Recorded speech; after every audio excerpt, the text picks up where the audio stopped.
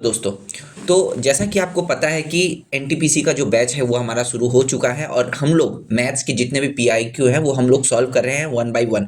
अगर आपने अभी तक मैथ्स के पीआईक्यू को नहीं देखा है तो डिस्क्रिप्शन बॉक्स पे उसका लिंक है, आप जाके देख लीजिए। आज हम लोग शुरू करने वाले हैं केमिस्ट्री के प्रीवियस ईयर क्वेश्चन से। तो रेलवे में आए हुए जितने भी प्रीवियस ईयर क्वेश्चन है केमिस्ट्री से रिलेटेड वो आज हम लोग देखेंगे। ठीक है, आगे इस पे और भी वीडियो आएंगे और भी जितने डिफरेंट सब्जेक्ट हैं, फिजिक्स, जीके और भी जो है वो भी मैं लाने वाला हूं। तो आज हम लोग केमिस्ट्री से शुरुआत करते हैं। तो देखिए, पहला जो क्वेश्चन है वो हमारा क्या बोल रहा है कि malleable refers to the property of. Malleable किसका प्रॉपर्टी है? तो आपको पता होना चाहिए ये जो प्रॉपर्टी होता है ये एक मेटल का प्रॉपर्टी होता है। ठीक है, ये मेलिएबिलिटी किसका प्रॉपर्टी होता है? मेटल का। मेलिएबिलिटी का मतलब क्या होता है वो हम लोग पहले जान लेते हैं। मेलिएबिलिटी का मतलब होता है कि जिसको भी हम लोग मतलब मार मार के ओके एक थीन सीट में अगर हम उसे कन्वर्ट कर ले तो वो हम उसे उस वो वैसे प्रॉपर्टी को मेलिएबिलिटी कहा जाता है। ठीक है, जैसे कि आपके पास कोई भी एक जैसे गोल्ड एक मेटल है, तो गोल्ड आपके पास है तो आप इसको क्या करते हैं, मार मार के आप इसे थीन सीट में आप इसे कन्वर्ट कर सकते हैं। ठीक है, तो इसे आप ऐसे प्रॉपर्टी जो शो करते हैं मेटल, इसे हम लोग कहते हैं मेलिएबिलिटी। और क्या क्या हो सकता है? ठीक है, मेटल के और क्या क्या प्रॉपर्टी, जैसे यहाँ पे मेलिएबल टर्म का यूज किया गया है, कभी कभी एग्जामिनर आपको दूसरे टर्म्स को भी दे देगा। ठीक है, जैसे सपोज करिए कि मेटल के और भी जो प्रॉपर्टीज होते हैं, एक होता है डक्टाइल नेचर का होता है। डक्टाइल का मतलब क्या होता है? जिसे हम लोग थीन वायर में कन्वर्ट कर सकते हैं, उसे हम लोग डक्टाइल नेचर बोलते हैं। और क्या हो सकता है? मेटल हार्ड होते हैं। ठीक है, उनका नेचर वो थोड़ा हार्ड होते हैं। और क्या हो सकता है? सोनोरस होते हैं। ठीक है, सोनोरस। सोनोरस का मतलब क्या होता है? जब भी आप किसी मेटल पे आप मारोगे तो देखिएगा एक साउंड निकलता है। ठीक है, वो वैसे साउंड को जो निकालता है मेटल उसे बोलते हैं सोनोरस साउंड। ठीक है, आप किसी लोहा पे मारिए ओके या फिर किसी भी मेटल पे मारिए, देखिए एक साउंड निकलता है, उसे सोनोरस कहते हैं। और क्या होता है इनका प्रॉपर्टी? इनका एक और प्रॉपर्टी होता है, they are the good conductor of heat. ठीक है, good conductor of heat, good conductor of heat. ठीक है, ये सारे चीज आप नोट कर लीजिए क्योंकि आज यहाँ पे मेलेबल दिया हुआ है, इसके बाद वाले में आपको इनमें से कोई भी एक दे सकता है। ठीक है, they are good conductor of heat and electricity. ठीक है, उनसे इलेक्ट्रिसिटी भी पास होता है। जैसे आप पकड़ लीजिए कॉपर। ठीक है, कॉपर का यूज करते हैं हम लोग अपने इलेक्ट्रिसिटी पास करने के लिए। ठीक है, तो इनका एक क्या होता है मेटल के बारे में और थोड़ी सी जानकारी दे दूं मैं। अगर इलेक्ट्रॉन लेवल पे जाके बात करूं तो देखिए, मेटल जो होते हैं वो हमेशा इलेक्ट्रॉन को क्या करते हैं, बोलिए, लूज करते हैं। ठीक है, दे लूज मेटल्स। ठीक है, मेटल्स ऑलवेज लूज इलेक्ट्रॉन। ठीक है, लूज इलेक्ट्रॉन। इसीलिए वहां पे क्या होता है, जब वो इलेक्ट्रॉन लूज करते हैं तो इसीलिए उनके अंदर जो इलेक्ट्रिसिटी कंडक्ट करने की जो प्रॉपर्टी देखी जा सकती है। और जो नॉन मेटल की मैं अगर बात करूं, नॉन मेटल की, तो नॉन मेटल क्या करते हैं, वो ऑलवेज गेन करते हैं इलेक्ट्रॉन। ठीक है, non metal gains electron. Okay, gains electron. तो ये कुछ कुछ चीजें आपको यहां से पता होनी चाहिए। ठीक है, चलते हैं हमारे नेक्स्ट क्वेश्चन पे। नेक्स्ट क्वेश्चन जो बोला है, multi use plastic water bottles are made up of, किससे बना होता है? मल्टी यूज जो हम लोग पानी का बोतल जो यूज करते हैं वो किससे बना होता है? तो ये जो बना होता है ये होता है पॉलीथिलीन। ठीक है, पॉलीएथिलीन। ठीक है, ऑप्शन सी। ठीक है, ये आपका आंसर हो जाएगा। तो अगर मैं इस ऑप्शन से जाऊं तो ये आपका आंसर। ठीक है, तो ये आपका आंसर है। तो इसके बारे में थोड़ी और मैं और जानकारी दे दूं, जो पॉलीथिलीन होते हैं वो आपके दो टाइप सॉरी वो आपके तीन टाइप के होते हैं। क्या क्या होते हैं? एक होते हैं हाई डेंसिटी पॉलीथिलीन। ठीक है, जिसको बोलते हैं HDPE। और एक होता है क्या, low density. Obviously high density है तो लो डेंसिटी भी होगा। और एक होता है क्या, जिसको बोलते हैं कोपॉलिस्टर। कोपॉलिस्टर। ठीक है, ये सारे चीज आप कॉपी में नोट करते चलिएगा। कोपॉलिस्टर, और इसको हम लोग बोलते हैं पोलीप्रोपिलीन। ठीक है, पोलीप्रोपिलीन। Okay, propylene. ओके, ठीक है, ये सारे चीज को आप नोट करते चलिएगा। अब क्या होता है देखिए, अब मैं बात करता हूँ, यहाँ पे बेकेलाइट दिया गया है। तो बेकेलाइट ये एक पॉलीमर होता है, ये किसके पॉलीमराइजेशन से ये आता है? ये आता है फेनल फेनल एंड फॉर्मल्डेहाइड। ठीक है, फेनल एंड फॉर्मल्डेहाइड। ठीक है, इन दोनों के पॉलीमराइजेशन से, इनके पॉलीमराइजेशन से क्या होता है आपका, हमें क्या मिलता है? बेकेलाइट मिलता है। और मैं बात करता हूँ सिलिकन और जर्मेनियम, हमको पता होगा ये क्या है, ये सेमीकंडक्टर्स हैं। ठीक है, ये सेमीकंडक्टर्स हैं जो कि हम लोग अपने इलेक्ट्रॉनिक डिवाइसेस में यूज करते हैं। ठीक है, और मैं बात करता हूँ यहाँ पे ऑप्शन जो बी है ये है पॉलिस्टरीन। ये क्या होता है? पॉलिस्टरीन के बारे में अगर मैं बात करूँ, ये हमें मिलता है इसे, ये हम लोग के पास क्या होता है, ये एक सिंथेटिक पॉलीमर है।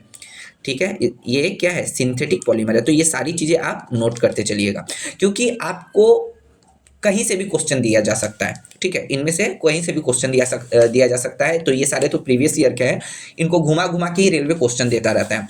नेक्स्ट जो क्वेश्चन है, वाटर की डेंसिटी मुझे बताने को कहा गया है। तो वाटर की डेंसिटी अगर मैं 4 डिग्री सेल्सियस पे देखूं तो वाटर का डेंसिटी कितना होता है?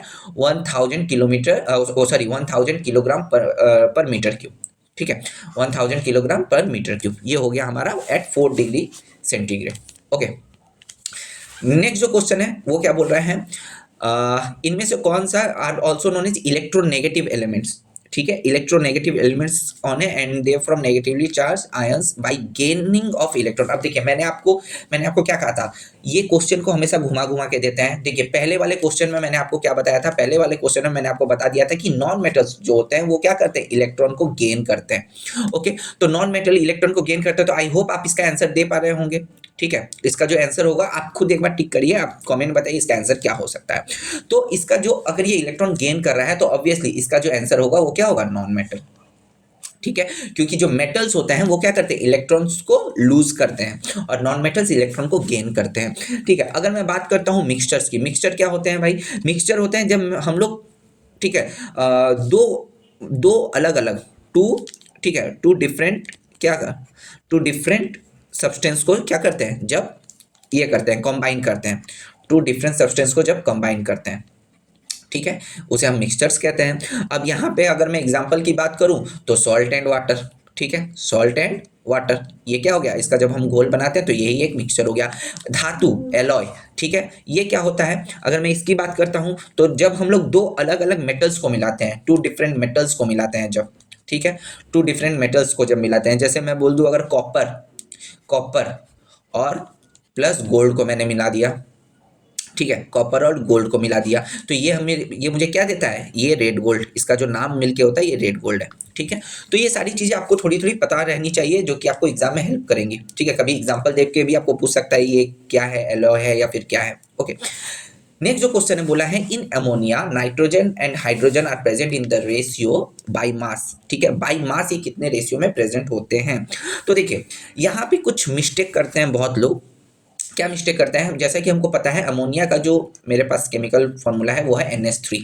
ठीक है, यहाँ पे मुझे नाइट्रोजन को 1 देख लिया गया और जो हाइड्रोजन वो 3 देख लिया गया, तो यहाँ पे बहुत बच्चे क्या करते हैं 1:3 मार के आ जाएंगे, लेकिन ये गलत है। ठीक है, ये आपको बाई मास बोला है। तो अगर मैं मास की बात करूं तो नाइट्रोजन का मास कितना होता है, वो होता है 40।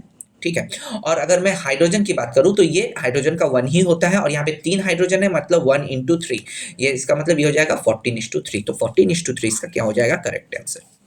ठीक है, आई होप ये आपको समझ में आया होगा। छोटी छोटी चीजों को डिटेल में देखना बहुत जरूरी है। नेक्स्ट जो क्वेश्चन है वो हमारा बोला है, what is the approximate molecular weight of common salt. ठीक है, कॉमन सॉल्ट का अप्रोक्सीमेट मॉलिक्यूलर वेट जो है मुझे बताना है। ठीक है, तो देखिए, कॉमन सॉल्ट, उसका पहले मैं अगर केमिकल फॉर्मूला लिखता हूं तो क्या आता है, NaCl। ठीक है, मैं सोडियम की बात करूं, ठीक है, जो कि इसको बोला जाता है सोडियम क्लोराइड। ठीक है, आपको हर चीजें पता होनी चाहिए, ये इसे बोलते हैं सोडियम क्लोराइड, यही होता है हमारा कॉमन सॉल्ट। अब Na की अगर मैं बात करूं तो इसका जो मेरे पास जो मॉलिक्यूलर वेट आता है वो कितना आता है, अप्रोक्सीमेट 23 होता है, अप्रोक्सीमेट 23। और प्लस क्लोरीन की मैं अगर बात करता हूं तो क्लोरीन का कितना होता है, अप्रोक्सीमेट 35। वैसे तो Na का होता है 22.9 समथिंग, और क्लोरीन का होता है 34.5, सॉरी 35.4। ठीक है, तो अगर मैं अप्रोक्सीमेट वैल्यू पकड़ूं तो 23 और 53, इसका मतलब हो गया 58 ग्राम पर मोल। ठीक है, ये हमारा ऑप्शन डी जो है ये हमारा करेक्ट आंसर है। ठीक है, चलिए चलते हैं नेक्स्ट क्वेश्चन की तरफ। बोला है the number of electron present in an atom of an element is equal to. ठीक है, अब देखिए, एक एटॉम में जितने भी नंबर ऑफ इलेक्ट्रॉन प्रेजेंट होते हैं, ठीक है, ये किसके बराबर होते हैं, तो ये बराबर होता है। देखिए, आपको एक छोटा सा यहाँ पे कॉन्सेप्ट पता होना चाहिए कि एक एटॉम में मेरे पास जितने भी इलेक्ट्रॉन होते हैं वो बराबर होते हैं प्रोटॉन के। ठीक है, ये आपको पता होना चाहिए। तो इलेक्ट्रॉन जितने हैं प्रोटॉन भी उतने रहेंगे, और प्रोटॉन किसी भी एटॉम का ये जो प्रोटॉन हम लोग किससे दिखाते हैं, एटॉमिक नंबर से दर्शाया जाता है, ठीक है। तो जितने प्रोटॉन होंगे उतने ही इलेक्ट्रॉन होंगे। तो अगर मैं आपको एटॉमिक नंबर ही उसका बोल दूं तो आपको समझ में आ जाएगा उसमें उतने ही इलेक्ट्रॉन भी होंगे। तो एटॉमिक नंबर क्या होगा, इसका करेक्ट आंसर होगा, ठीक है। अब चलते हैं नेक्स्ट क्वेश्चन की तरफ। ये बड़ा लॉजिक से पूछा गया था। बोल रहे which of the following method can be used for separating a mixture of NaCl and NH4Cl, ठीक है। तो इसका क्या मतलब होता है, पहले तो आप मुझे बताइए, ठीक है। हम लोग यहाँ पे कौन सा मेथड यूज करते हैं, ठीक है।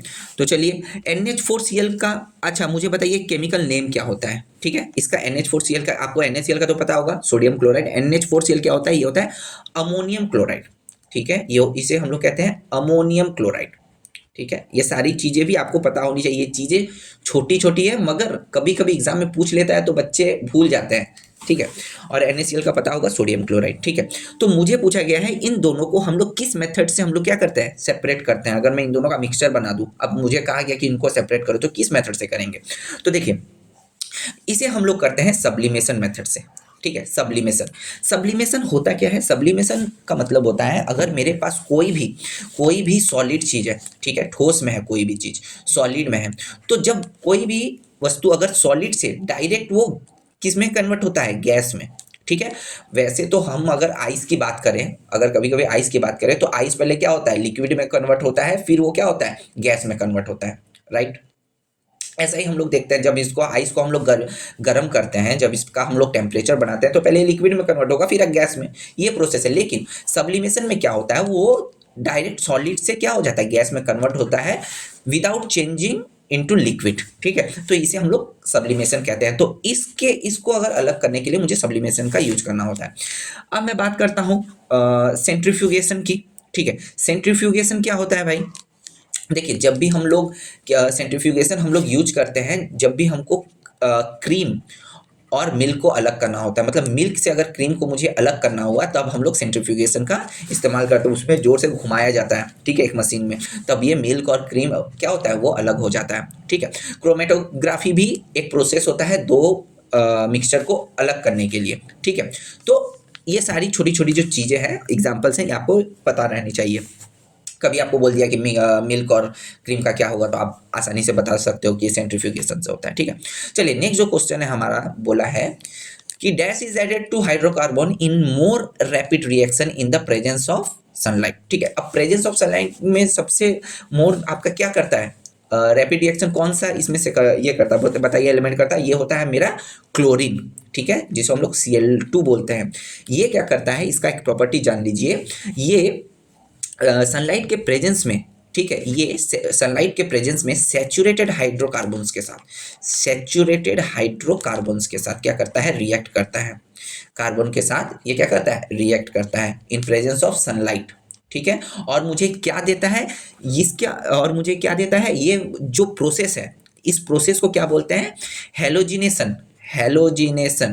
या ये कभी कभी एग्जाम में पूछा जाता है, व्हाट इज हेलोजिनेशन प्रोसेस या हेलोजिनेशन ऑफ हाइड्रोकार्बन। इस प्रोसेस को क्या बोलते हैं, हेलोजिनेशन ऑफ हाइड्रोकार्बन, ठीक है। और ये उससे हाईली रिएक्ट करता है, ओके, हाइड्रोकार्बन। तो ये आपको, ये बहुत ही इंपॉर्टेंट है, ये आपको पता होना चाहिए, ठीक है। नेक्स्ट जो क्वेश्चन है क्या बोला है, a solution contains 41 gram of common salt in 320 gram of water, ठीक है। अब एक सॉल्यूशन है जिसमें क्या होगा, कुछ आपका कॉमन सॉल्ट कितना है, NaCl आपका बोल दिया है कितना है, 41 ग्राम, ठीक है। और वाटर कितना बोल दिया आपको, बोल दिया है 320 ग्राम। बोला है calculate its concentration as a mass by mass percentage of the solution. देखिए ये बस सुनने में हार्ड लग रहा है, लेकिन इसका इजी जो शब्द है, इजी शब्दों में मैं आपको कह दे रहा हूँ, आसान शब्दों में, कि ये आपका, ये जो NaCl मेरा जो सॉल्ट है उसका कॉन्सेंट्रेशन पूछ रहा है पूरे मिक्सचर में। अब पूरा मिक्सचर मेरे पास कितना है, ठीक है, पूरा मिक्सचर है मेरे पास 361। आप बोलोगे कैसे, देखिए वाटर में जब सॉल्ट मिलाया गया तो ये मेरे पास, ये क्या है, टोटल मिक्सचर हो गया, ये मेरे पास टोटल मिक्सचर है, ठीक है। अब इसमें, इस टोटल में सॉल्ट कितना परसेंट है, यही मुझे पूछा गया है कि सॉल्ट का कॉन्सेंट्रेशन कितना है, ठीक है। तो सॉल्ट का कॉन्सेंट्रेशन कितना है, तो देखिए भाई, तो 41 बाई 320 प्लस 41 इंटू 100, बस इतना ही करना था। तो चलिए, आप आई होप ये आपको समझ में आया होगा। ऐसे आपको कभी भी क्वेश्चन दे दिया जाए, कॉन्सेंट्रेशन पूछ लिया जाए, तो आप इसे इजीली कैलकुलेट कर सकते हो। ठीक है, आपको जिसका भी पूछ लिया जाए, पूरे मिक्सचर को नीचे, पूरे मिक्सचर का जितना वेट है उसको नीचे रखो, और जिसका पूछा जाए कि मुझे NaCl का कॉन्सेंट्रेशन बताओ या फिर किसी का भी, तो उसको ऊपर रखो और बस आप क्या करो, 100 से मल्टीप्लाई कर दो, तो ये आपका परसेंटेज आ जाएगा। तो आप देखिए यहाँ पे कितना आ रहा है, यहाँ पे 361 है, और यहाँ पे कहीं ना कहीं इतना है 4100। अगर मैं 10 टाइम्स लूँ, अगर मैं इसका 361 का 10 टाइम्स लूँ, तो फिर भी कम पड़ रहा है, और ज़्यादा होगा, मतलब 10 से भी ज़्यादा होगा, इसका मतलब 11.36 कहीं ना कहीं मेरा आंसर होने वाला है। तो ठीक है दोस्तों, आई होप ये आपको समझ में आया होगा। सो दोस्तों, इसी तरीके के जो हम और भी PYQ लाने वाले हैं, ठीक है, और ये तो एक चैप्टर का है, मैं और भी दूसरे चैप्टर्स का लाने वाला हूँ केमिस्ट्री का। तो आई होप ये आपको अच्छा लगा होगा। तो आप वीडियो को लाइक करें, दोस्तों के साथ शेयर करें, और चैनल को सब्सक्राइब करें। और अगर आपने मेरा मैथ्स का PYQ नहीं देखा है, तो मैथ्स के PYQ को भी आप डिस्क्रिप्शन बॉक्स में जाके देख लीजिए, ठीक है, क्योंकि PYQ सॉल्व करना बहुत ही ज़रूरी है अभी। ओके।